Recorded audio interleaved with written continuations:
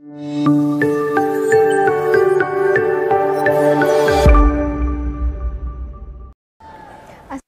warahmatullahi wabarakatuh. Sedang berada di Pondok Pesantren Wahid, Yogyakarta, di mana di belakang saya sedang berlangsung Yogyakarta yang dua bagian, yang mana bagian pertama adalah asilah Komisi Putra yang akan membahas tentang santri dan pengelolaan waktu bahan di jadwal pesantren. Yang kedua ada penipuan. Selanjutnya, Komisi Putri akan membahas batasan dan penggunaan barang sitaan untuk fasilitas umum. Untuk mengikuti bagaimana hasil dari forum Bahtsul Masail ini, ikuti terus Nahnu TV.